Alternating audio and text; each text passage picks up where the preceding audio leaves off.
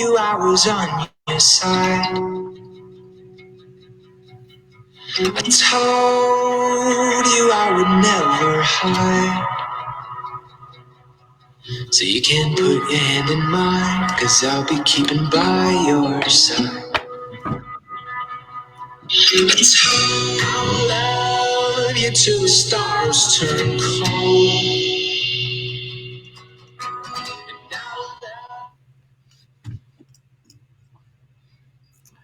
All right. Well, hey, everybody. Welcome to the Midweek Rewind. It is Thursday once again, and Brent and I are here excited to spend some time with you.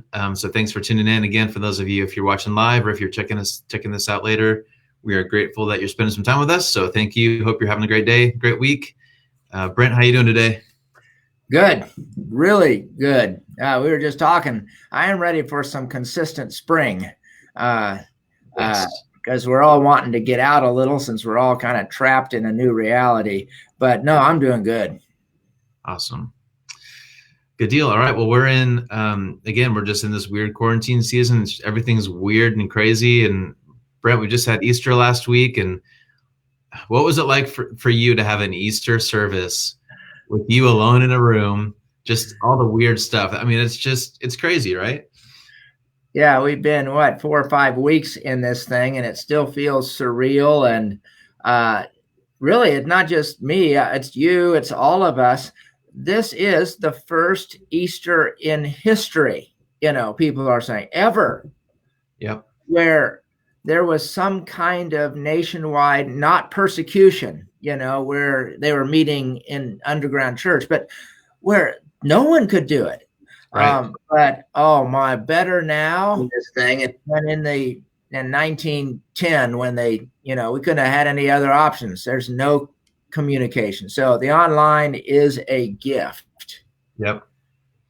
But yeah, it's weird. It's weird. I'm still not comfortable preaching to an empty room, and that's okay. No one should feel sorry for me. It's just different. We don't feel sorry for you. Don't worry. Good. It's a first world problem, man. Yes, it is. It is okay. So I guess we're recording here on Thursday, and was it just yesterday? I think the governor had the new rule where I think we're extending this through at least May 3rd, and we'll see what happens after that. There's all kinds of speculation about what will happen. So we'll keep doing this for at least a couple more weeks. You got that. You were saying that, none of us know. There's, again, a lot of speculation of what is this going to do to the new normal. What is that going to look like, and how is it going to affect church and digital and media? And what are you thinking these days? Like, how much of this is going to stay, or how much are we going to go back to the way it was? What's your guess, or what are you thinking these days? Well, I might sound more confident than I am. None of us know, but my gut feeling, Matt, it's like, I wonder if families will do more FaceTime or more Zoom with grandma on the other side of town. Or, I do think that the elevated dependence on video conference, I think that's gonna stick. Yeah. The digital video connection with people. There's going to be an elevation there. I think another thing that's kind of interesting is, and you've been hearing it in business, the marketplace, is people want the flexibility of working remotely. Yep. And now everyone is, and I would be really surprised if businesses and churches moved back to the exact same place. I think there's going to be a significant amount of remote office work, where in churches, there are people who honestly, they work more effectively at home. Mm-hmm. And that instead of coming in 5 days a week, they work remotely. So I think the digital thing of video conference is going to stick at an elevated level. I think that working remotely, it's going to be a deal. Yeah. And it's going to stick. I think you're right. I'm just so curious. Again, it's all speculation, but I hear people talking about, restaurants are going to have to move booths further apart, and movie theaters are going to not be able to be crammed as full as they used to be. And It's just crazy. Who knows? I read some article of some doctors who are saying arguing for why we need to practice social distancing through 2022. Man. Like one article said, are we even going to get back to public schooling? I mean, or private schooling, but schooling, and who knows? By 2022, we better have rocket ships and space jetpacks and stuff. And who knows?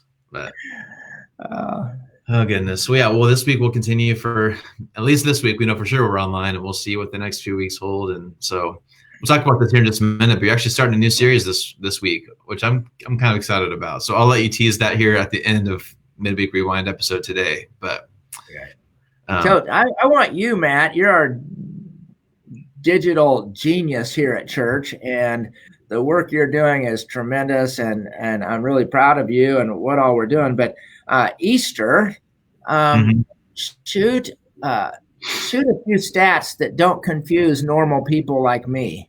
Yeah. About how many people watched. Mm-hmm. It's hard to know. So the hard thing about streaming views is YouTube and Facebook count a view after 3 seconds. So one view could be someone just scrolling, watching for a couple seconds, and then scrolling again. That could count as a view. Or a view could be a family of 12 watching for an hour. And those things get counted equally as a view. So it's hard to get really accurate numbers. A lot of people have asked me, like, how many people watch Easter, and it's just impossible for us to know the exact number. But I should have done a little bit of math before this, but we got at least 1,400 views on YouTube in one day on Easter Sunday, and almost 2,700 on Facebook. And that equals up almost 600 hours of streaming in one day, which is crazy when a normal week before all this happened was about 100 hours in a week. And we got a little over 600 in one day. So again, the numbers are hard to get a whole lot of meaning out of, but a lot and some of those hours were one person on their iPad, and some of them, like me, it was 6 people. Yep. And but if 600 plus hours, conservatively, we had 1,500 people watching. And so it's not like the shelter at home kept people from engaging online with worship and with teaching. So that part's good. Absolutely. Yep. It's hard to know specifics, but we know a lot of people are watching, and we've talked about this before, but I really hope this is kind of a weird season where people who wouldn't walk into our building might see some of our new online stuff and they watch for the first time. So I hope some of those hours and numbers were some people who maybe saw us for the first time last week. So, and I hope that continues. We'll see. Yeah. No way to know the specifics, but so about Easter, Brent, on Sunday, you talked about the story of Peter specifically on Holy Week, and he had quite the roller coaster of a week. Your theme was second chances, and we all have a second chance. Why don't you give us just a quick recap of what you talked about on Sunday? So the recap was really 2 scenes. One, during the trial of Jesus, when he denied knowing Jesus 3 times. And then that compared to the scene 3 weeks later when he's on a beach and he takes a walk with Jesus. In the first one, in Luke, it actually lets us know that he's in a courtyard around this charcoal fire, and he could see Jesus through an adjacent building and window or something. So he was kind of with Jesus, but removed at the first charcoal fire, and he denied Jesus.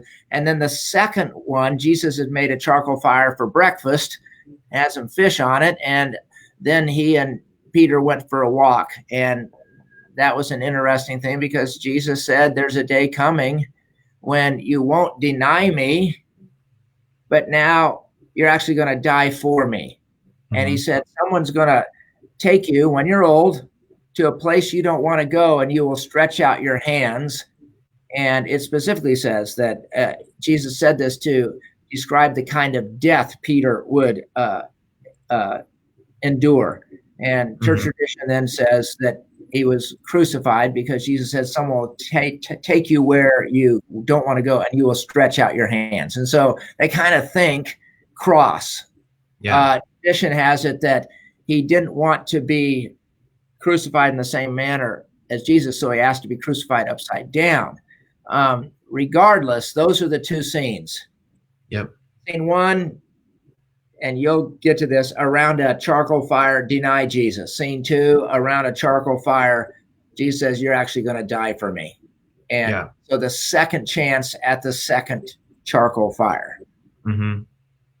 Yeah, and there's some kind of interesting things about that story I want to dive into here in just a second. But your takeaway from that was that Jesus offered Peter a second chance, and that's really what the same offer extends to all of us, and that's what Jesus offers through salvation, and then also through, some kind of rededication. I'm sure some people made some kind of decisions on Sunday, so that was kind of the big takeaway, right? It was no matter where you're at, Jesus offers a second chance. Yeah, we all have epic fails, and thousands of not so epic fails, but we all have fails, and our future isn't defined by our past, and that's the beauty of grace. It's amazing that Jesus keeps giving second chances.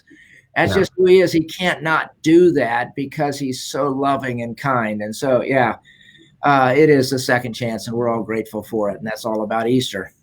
Yep. That's awesome. It was a great message. It was really cool morning. The music was great. It was fun to see some of those families who sent in them reading the Easter story. So it was a great morning. And if you weren't able to watch, of course, they're still up on Facebook and YouTube and our website. So check them out if you didn't see them yet. So Brent, one of my things that stuck with me, the whole charcoal fire thing, I think was just really, really interesting. I wanted to spend some time talking about that. So obviously Jesus knew that Peter was by a charcoal fire when he disowned him the first time, right? So Jesus knew that, and he was intentional about building a charcoal fire when he wanted to have this conversation with him. And so for me, that brings up a lot of questions to me. And you and I have chatted through this just a little bit, but I thought we could go a little bit deeper here. Is that John is apparently the only gospel who kind of bookended this story. The other, Matthew, Mark, and Luke, didn't really give that same structure. And no one else even mentioned the charcoal fire thing. But John's the one who kind of said, okay, here's the parallel, here's the structure, here's what Jesus was saying. So my question is, it's such a beautiful and an important story. And the example of giving a second chance, and that the bookend is just so thoughtful on Jesus's behalf. So my question is, why didn't the other three gospels talk about it? And a lot of people could read this story, just skim right past the charcoal word and not think twice about the parallel. It takes effort and study and probably multiple reads for you to pick up on that. So why is that, Brent? Why didn't Jesus or the gospel writers spell it out for us a little bit more so that it'd be a little bit easier of a takeaway instead of us having to really dig to understand that difference? Or do you think it's totally random? And did John even know what he was doing when he wrote this? So run, Brent. Give us all your answers. Well, my one blanket answer is I'm not for certain. Okay.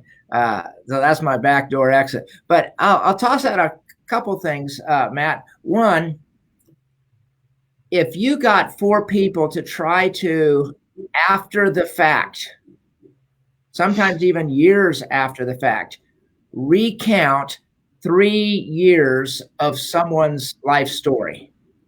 So if you, for instance, 10 years from now, were asked to tell the story of Tilly, your wife, from 2017 to 2020. Mm-hmm. And her parents or your parents were also told to tell the story of Tilly for those 3 years. 4, 5, 6, 10 years after the fact, you're all going to include different things. Okay. Right.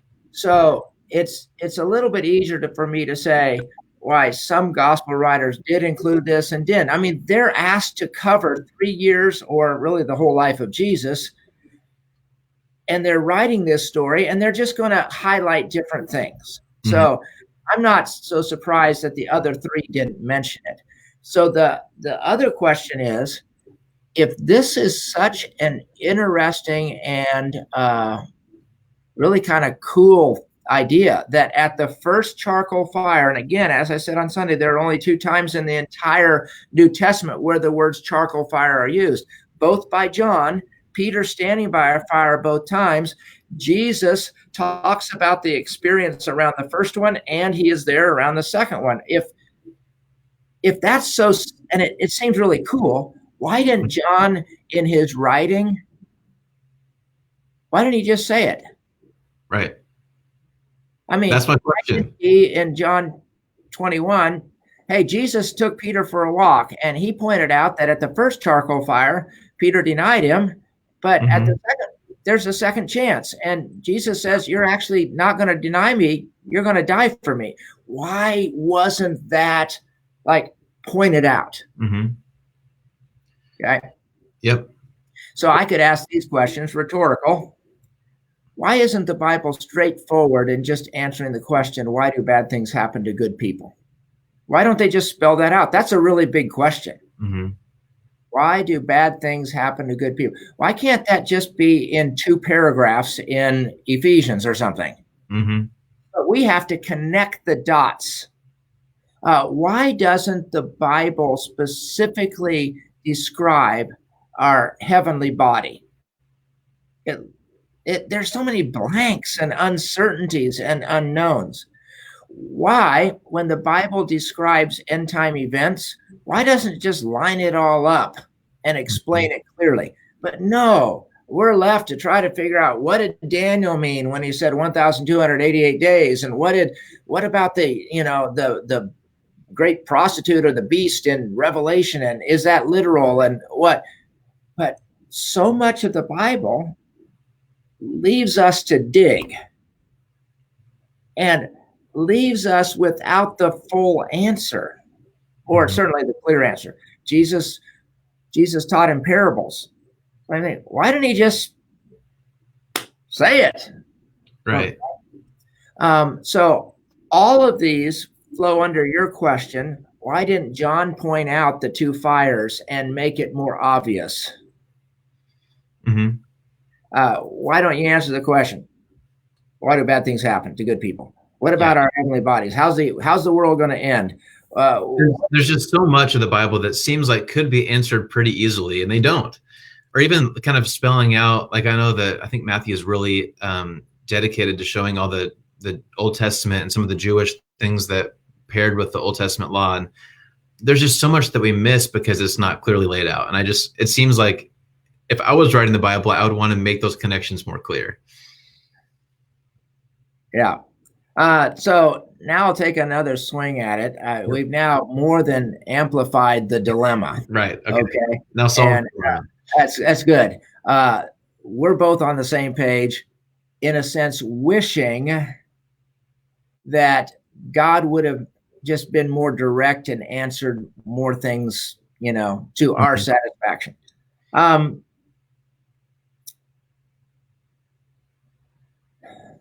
Jesus, in a sense, is asking the question, how bad do you really want to follow me? And I think God, Jesus, has decided that if they make it easy for us to understand every single scenario and every hard question and if it's just, everything's just given to us, we don't even have to work on it. Like, everything's spelled out. We never have to think. We never have to wonder. We never have to dig deep.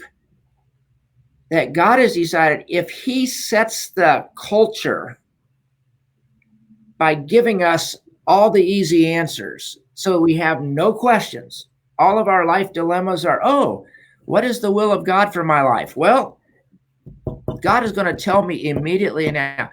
God has said, I'm not going to go there. The Christian life is really hard. Sin has corrupted this world, and we have dilemmas, we have unknowns, we have hardship, and I think God's just basically said, I'm not going to set the stage of easy answers and then expect you to walk the hard life. Mm-hmm. So Jesus spoke in parables in part to weed out the riffraff. Mm-hmm.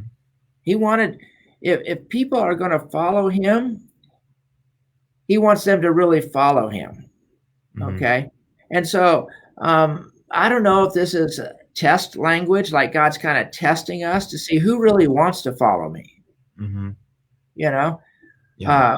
We like tests. We want our doctors to pass their medical test. Mm-hmm. We want drivers to pass eye tests.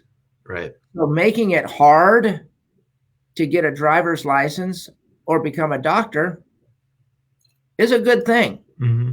Because that means they know what they're doing, and making it a little challenging to figure out how to follow Christ. And that's a good thing. Mm-hmm. Otherwise, we're not going to have dedicated followers. So here, let me toss this out, Matt, and I gave you a little warning on this one. Yep. Do you think Jesus wants more casual followers or fewer devout followers? I don't know. And I was thinking there's even the verse that it's God, somewhere there's a verse that says it's God's will for all men to be saved, right? Like he wants everyone to be saved. So but I feel like I could talk myself into any answer. And you and I were talking earlier, the only parallel I can make, assuming if we're in the image of God and if we think even remotely similarly to how God thinks, like some people want two really close friends where they know everything about each other, they do everything together. And some people would rather have 100 casual friends. And again, I don't know if there's necessarily a right or wrong. And it seems like Jesus was kind of in both camps too, because he had 12 disciples, but he had way more people who followed him. And even with the disciples, he spent way more time with James and John and Peter. So I don't know how to answer your question. I feel like the answer is both, but that's the easy way out. Yeah. It's interesting that it is God's desire for everyone to be saved. But Jesus also said to the church at Laodicea in Revelation 3, he said, hey, I would rather you be all in hot or all out cold, but you're in the middle and I just want to vomit you. We know there's a sense, Matt, in which Jesus wanted everyone to say yes to him. But he also only wanted people to say yes who would really be devout. I mean, he said things like, don't build your tower unless you have enough bricks to finish it. Mm-hmm. Don't go to war unless you know at the start that you have enough soldiers to win. And don't follow me if you're not willing to die for me, hate your parents, and give up all.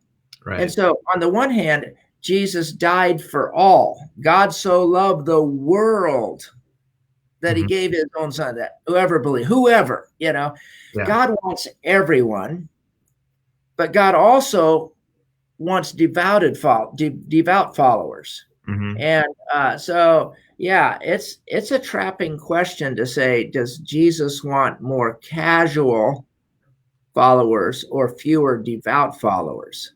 Because it's both. He wants everyone. But Jesus had a way about him. It's almost like he walked up to people and he says, hey, I want you to follow me. I'm going to go to the cross to prove how much I want you to follow me. But honestly, it's a hard road. And truth be told, I'd rather not. I'd rather you say no unless you're all in. Mm-hmm. So I'm going to walk. And if you have the courage to follow me, great. I want you to. Mm-hmm. But count the cost, man. And I'm not sure you have the courage to do it, but I'm going. Follow me. I mean, Jesus wanted everyone, but he only wanted devout ones too. It's both and they collide. So back, Matt, to the big question of, me kind of discovering, I don't know if that's the word, this two charcoal thing. Mm-hmm. and the two scenes, epic failure at the first charcoal, success story at the second charcoal, Mm-hmm. second chance. And why didn't John highlight that? It's a gem that's hidden. Mm-hmm. And until I dug and dug and dug, it wasn't going to be found. Right. Behind that question is the larger one. Why do we have to work so hard to get all the answers? Why couldn't Jesus just say it? Right. And I'm struggling to answer it, but I'm saying I think part of it is he honestly wants devout followers. And he talks in parables, and he kind of leaves things with gaps because he wants us to dive in. Yeah. And it's true. You're not going to become a good chemist until you dive deep into chemistry.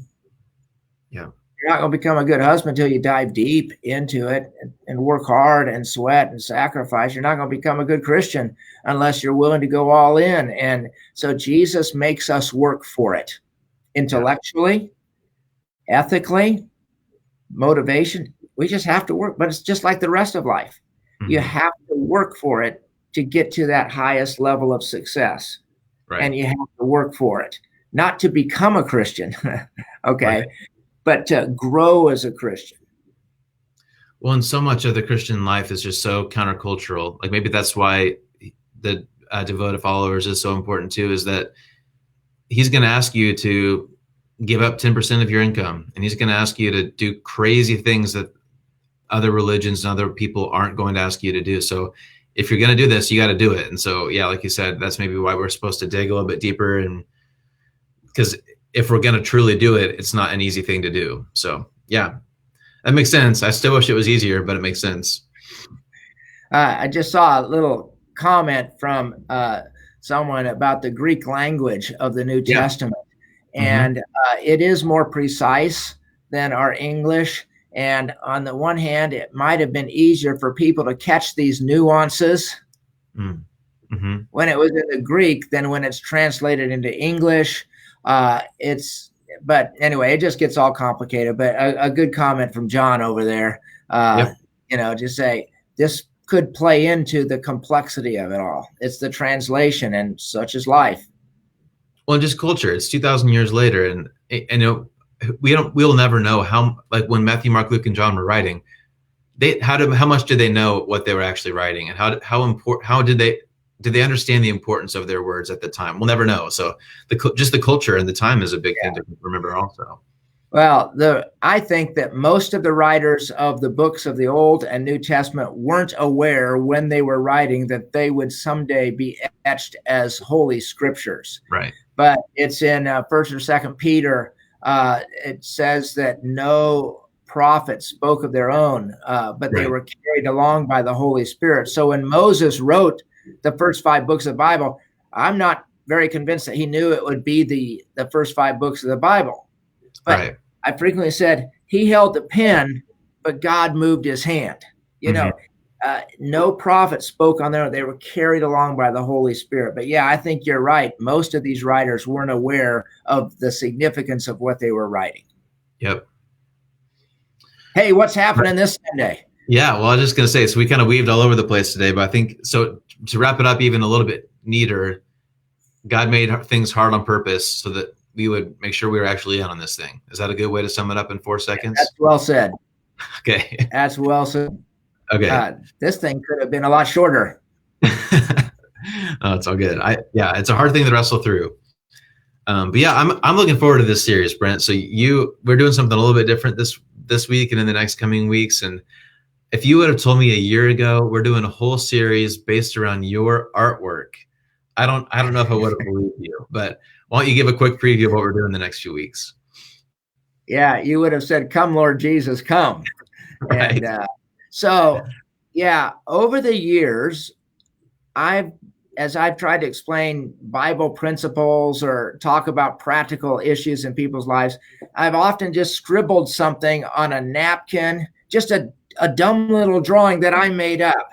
And so we have 6 weeks of the scribbles that I have written over the years to help people understand Bible principles. So we're going to talk about marriage and temptation, and I won't spill it all, but we got 6 really relevant subjects that people are either going to enjoy or be tormented by my artwork on a whiteboard as I preach. So it's going to be great. I'm looking forward to it.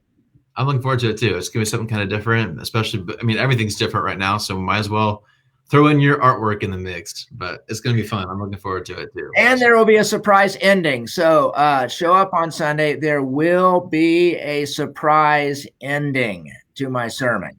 Yep. Enough said. Stage looks a little bit different. We got a fun, I won't kill the mystery. We have a fun video with you and some of your family that we're going to show. So it'll be a fun day. Looking forward to it. So, all right, Brent. Well, thank you for doing this again today. Thanks for everybody who's watching again, an hour later. Hope we didn't confuse you or go too many rabbit trails today, but I thought it was a good topic for us to talk about. So, again, just a quick little reminder. We've got a bunch of stuff on the Church Online page, firsttimothychurch.org. You'll see a button there for Church Online. All kinds of things for you to do with your kids and students, and giving and praying and lots of things. And as we're in this kind of weird season, so check that out. And please do join us on Sunday. Looking forward to a great day. And then we'll be back here next Thursday as well to keep this conversation going. So hope you are all hanging in there in this weird time. And Brent, thanks again for your time. Grateful for you taking some time to teach us this morning. Glad to do it. Thanks, everybody. Yep. See you Sunday. Thanks, see you Sunday and Thursday. Have a great day. Bye, everybody.